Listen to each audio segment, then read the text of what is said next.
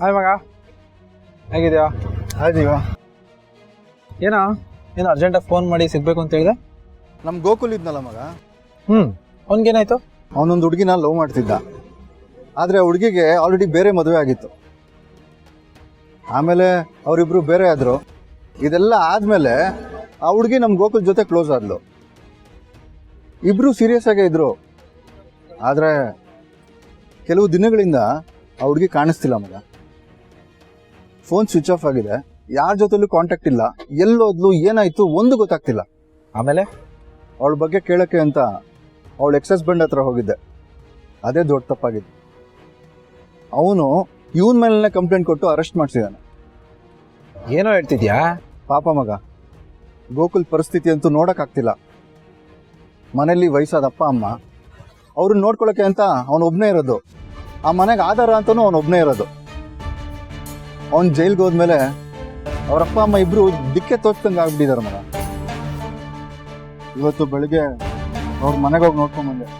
ಅವರಮ್ಮ ಅಳ್ತಾ ಇದ್ರು. ಅವರಪ್ಪ ಅಂತೂ ಮಾತಾಡೋ ಸ್ಥಿತಿಲೇ ಇಲ್ಲ ಕಣ. ಅವ್ರಿಗೆ ಎಲ್ಲೋಗ್ಬೇಕು, ಏನು ಮಾಡಬೇಕು, ಯಾರ ಹತ್ರ ಏನು ಕೇಳಬೇಕು ಅಂತಲೇ ಗೊತ್ತಾಗ್ತಿಲ್ಲ ಕಣ. ನನಗೆ ಸಿಚುವೇಶನ್ ಅರ್ಥ ಆಯಿತು. ಬಟ್ ಈ ವಿಷಯದಲ್ಲಿ ನಾನೇನೋ ಮಾಡಲಿ? ಅದು ಆ ಹುಡುಗಿ ಎಕ್ಸ್ ಹಸ್ಬೆಂಡ್ ಇದ್ದಾನಲ್ಲ, ಅವನು ನಿಮ್ಮ ರಿಲೇಟಿವ್ ಅಂತ. ನನ್ನ ರಿಲೇಟಿವಾ? ಯಾರು? ಜಯದೇವ್. ಏನು ಜಯದೇವ? ದಿಯಾ ಅಂತ ಹುಡುಗಿ. ಮೊದಲು ಆ ಹುಡುಗಿ ಜಯದೇವ್ ಹೆಂಡತಿ ಆಗಿದ್ಲು. ಆಮೇಲೆ ಇವರಿಬ್ರು ಬೇರೆ ಆದರು.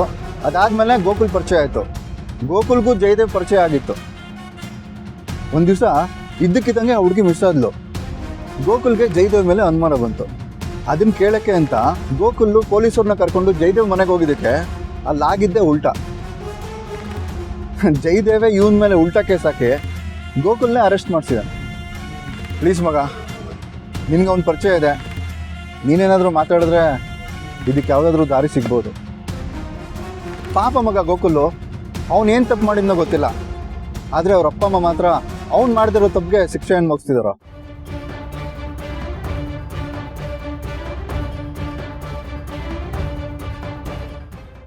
ಆ ಜಯದೇವ್ ಬಗ್ಗೆ ನನಗೆ ಚೆನ್ನಾಗಿ ಗೊತ್ತು. ಅವನು ಏನೇ ಮಾಡಿದ್ರು ಸರಿಯಾಗಿ ಪ್ಲ್ಯಾನ್ ಮಾಡೇ ಮಾಡಿರ್ತಾನೆ. ಅವನನ್ನು ಕನ್ವಿನ್ಸ್ ಮಾಡೋದು ಅಷ್ಟು ಈಸಿ ಅಲ್ಲ ಕಣ. ಅದಕ್ಕೆ ನಿನ್ನ ಹತ್ರ ಬಂದಿದ್ದು ಮಗ. ಸರಿ ಬಿಡು, ನಾನು ಮಾತಾಡ್ತೀನಿ. ಏನಾಗುತ್ತೆ ಅಂತ ನೋಡೋಣ. ಪ್ರಯತ್ನ ಪಡೋದ್ರಲ್ಲಿ ತಪ್ಪೇನಿಲ್ಲ. ನನ್ನ ಕೈಲಾಗಿದ್ದು ನಾನು ಮಾಡ್ತೀನಿ. ಸರಿನಾ? ಥ್ಯಾಂಕ್ಸ್ ಮಗ. ಸಾಕು.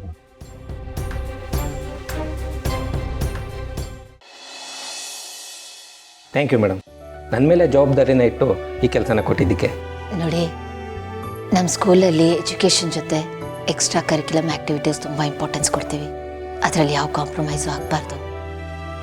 ಅದು ಒಂದು ಇನ್ಸ್ಟಿಟ್ಯೂಟ್ ಅಷ್ಟೇ ಅಲ್ಲ, ನನ್ನ ಮನಸ್ಸಿಗೆ ತುಂಬ ಹತ್ತಿರವಾದ ಜಾಗ. ಅರ್ಥ ಆಗುತ್ತೆ ಮೇಡಮ್. ಇಲ್ಲಿ ತನಕ ನೀವು ಈ ಸ್ಕೂಲ್ನ ಹೇಗೆ ನಡೆಸ್ಕೊಂಬಂದ್ರೋ ಅದೇ ಕಾಳಜಿಯಲ್ಲಿ ನಾನು ನೋಡ್ಕೊಳ್ತೀನಿ. ನನಗೂ ಅದೇ ಬೇಕಿರೋದು. ಹಾಗೆ ಮಕ್ಕಳಿಗೆ, ಟೀಚರ್ಸ್ಗೆ, ಸ್ಟಾಫ್, ಫ್ಯಾಕಲ್ಟಿ ಯಾರಿಗೂ ಬದಲಾವಣೆ ಆಗಿದೆ ಅಂತ ಅನ್ನಿಸ್ಬಾರ್ದು. ಖಂಡಿತ ಮೇಡಮ್. ಒಂದೊಂದನ್ನೇ ನಿಧಾನವಾಗಿ ಟೇಕ್ ಓವರ್ ಮಾಡ್ಕೊಳ್ತೀನಿ. ಯಾರಿಗೂ ತೊಂದರೆ ಆಗದೆ ಇರೋ ಥರ ನೋಡ್ಕೊತೀನಿ. Thank you. Offer letter ready ಮಾಡಿಬಿಟ್ಟು ನಾನು ನಿಮ್ಗೆ ಇಮೇಲ್ ಮಾಡಲಾ? ಹಾಂ ಸರಿ ಮೇಡಮ್. ಹಾಗೆ ಹೇಮಂತ್ ಅವರೇ, ಮತ್ತೆ ಹೇಳ್ತಿದ್ದೀನಿ ಅಂತ ಬೇಜಾರು ಮಾಡ್ಕೋಬೇಡಿ. ಅದು ಬರೀ ಇನ್ಸ್ಟಿಟ್ಯೂಷನ್ ಅಷ್ಟೇ ಅಲ್ಲ, ಅದೊಂದು ದೇವಾಲಯ. ಮಕ್ಕಳ ಭವಿಷ್ಯನ ಕಟ್ಟೋ ಜಾಗ ಅದು. ಅದನ್ನ ಯಾವತ್ತು ಬಿಸ್ನೆಸ್ ಥರ ನೋಡಬೇಡಿ. ನಾವು ಸೇವೆ ಮಾಡ್ತಿದ್ದೀವಿ ಅನ್ನೋ ಭಾವನೆ ಇರಲಿ ಪ್ಲೀಸ್. ಸರಿ ಮೇಡಮ್, ಅದು ಯಾವಾಗಲೂ ನನ್ನ ತಲೆಯಲ್ಲಿ ಇರುತ್ತೆ. Thank you. ಗೌತಮ್ ಅವರೇ, ಸರಿಯಾದ ಸಮಯಕ್ಕೆ ಬಂದ್ರಿ. ಇವರು ಹೇಮಂತ್ ಅವರು ಅಂತ, ಇನ್ನು ಮುಂದೆ ನಮ್ಮ ಸ್ಕೂಲ್ನ ಇವರೇ ನೋಡ್ಕೋತಾರೆ. ನಮಸ್ಕಾರ ಸರ್. ಇದಕ್ಕಿದಾಗೆ ಯಾಕಿಂತ ಡಿಸಿಷನ್? ನೀವೇ ಹೇಳಿದ್ರಲ್ಲ, ಕೆಲಸ ಜಾಸ್ತಿ ಮಾಡ್ತಿದ್ದೀರಾ, ಜವಾಬ್ದಾರಿನ ಇನ್ನೊಬ್ರಿಗೆ ವಹಿಸಿ ಅಂತ. ಅದಕ್ಕೆ ನೀವೇನು ಚಿಂತೆ ಮಾಡಿಬಿಡಿ ಸರ್. ನನಗೆ ಸುಮಾರು 15 ವರ್ಷದಿಂದ ಈ ಫೀಲ್ಡಲ್ಲಿ ಎಕ್ಸ್ಪೀರಿಯೆನ್ಸ್ ಇದೆ. ಸುಮಾರು ಸ್ಕೂಲ್ಗಳಲ್ಲಿ ಕೆಲಸ ಮಾಡಿದ್ದೀನಿ. ನಿಮ್ಮ ಸ್ಕೂಲ್ ಬಗ್ಗೆನೂ ಕೇಳಿದ್ದೀನಿ ಸರ್. ಖಂಡಿತ ಮೇಡಮ್ ನಂಬಿಕೆನ ನಾನು ಉಳಿಸ್ಕೊಳ್ತೀನಿ. Thank you so much. ಬರ್ತೀನಿ ಮೇಡಮ್, ಬರ್ತೀನಿ ಸರ್.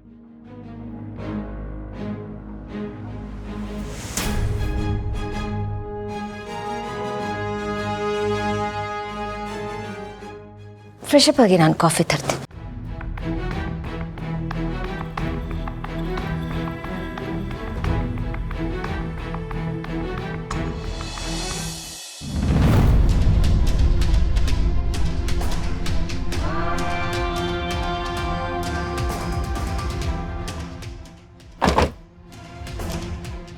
ಮಗ ಅದೇ ಕಣ ಮನೆ ಅವನಿಲ್ಲೇ ಇರ್ತಾನಂತೆ.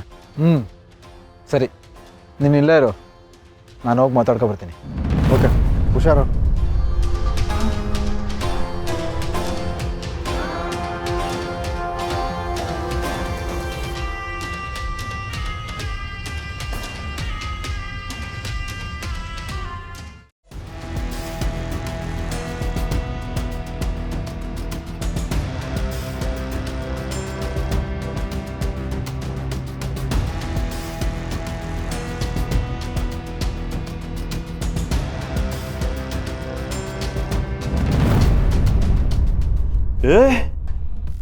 ಅಲ್ಲೇ ಬಮ್ಮೈದ ಏನು ಸಮಾಚಾರ? ಬಾಬಾ ಬಾವ ಬಾಮೈದ ಯಾವ್ದದು ಹಾಂ, ಶಿವರಾಜ್ ಕುಮಾರ್ ಪ್ರಕಾಶ್ ಐ ಸಮ್ಮಿಲನ ಇದ್ದಾಗೆ. ಖುಷಿ ಆಯಿತು ಬಂದಿದ್ದು. ಏನು ಸಮಾಚಾರ? ಹಾಂ, ಏನಿಲ್ಲ, ನೀವು ಜೈಲಿಂದ ಆಚೆ ಬಂದಮೇಲೆ ನೋಡಿರ್ಲಿಲ್ವಲ್ಲ, ಅದಕ್ಕೆ ಯೋಗಕ್ಷೇಮ ನೋಡ್ಕೊಂಡು ಹೋಗೋಣ ಅಂತ ಬಂದೆ. ಹೇಗಿದ್ದೀರಾ? ಚೆನ್ನಾಗಿದ್ದೀರಾ? ನಾನು ಎಲ್ಲೇ ಇದ್ರೂ ಆರಾಮಾಗಿರ್ತೀನಿ. ನೋಡು, ಕಾಣಿಸ್ತಾ ಇದ್ದೀನಲ್ಲ ಹೇಗಿದ್ದೀನಿ ಅಂತ. ನೋಡಿದ್ರೇ ಗೊತ್ತಾಗತ್ತೆ. ಸರಿ, ನಾನೊಂದು ವಿಷಯದ ಬಗ್ಗೆ ಮಾತಾಡಬೇಕಾಗಿತ್ತು. 2 ನಿಮಿಷ ಕೂತ್ಕೊಂಡು ಮಾತಾಡ್ಬೋದಾ? ನಿಂತೇ ಇದೆಯಾ ಇನ್ನು? ಶಟ್, ನಾನು ನಿಂತ್ಬಿಟ್ಟಿದ್ದೀನಿ. ಕೂತ್ಕೋ, ನಿಂದೆ ಮನೆ, ಕೂತು ಆರಾಮಾಗಿ. ಮತ್ತೆ ಏನು ಬಮ್ಮೈದ ಸಮಾಚಾರ? ಇಲ್ಲಿವರೆಗೂ ಬಂದ್ಬಿಟ್ಟಿದ್ಯಾ? ಕುಡಿಯೋದಕ್ಕೆ 90 ಇತ್ತು, ಸಾರಿ, ಟೀ, ಜ್ಯೂಸ್, ಕಾಫಿ ಏನಾದರೂ? ಕಾಫಿ ಕೇಳೋಣ ಅಂದ್ಕೊಂಡೆ, ಆದರೆ ಮಾಡಿಕೊಡೋಕ್ಕೆ ಹೆಂಡತಿ ಮನೇಲೇ ಇಲ್ವೇ? ಹೆಂಡತಿ ಕಾಣೆಯಾಗಿದ್ದಾಳೆ.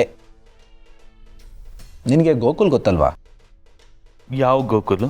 ಅದೇ ನಿನ್ನ 2ನೇ ಹೆಂಡತಿ ಕಾಣೆಯಾಗಿದ್ದಾರಲ್ಲ, ಅದೇ ವಿಷಯಕ್ಕೆ ಅವನು ಜೈಲಲ್ಲಿದ್ದಾನೆ. ಆ ವಿಚಾರದ ಬಗ್ಗೆ ಮಾತಾಡೋಕ್ಕೆ ಬಂದೆ.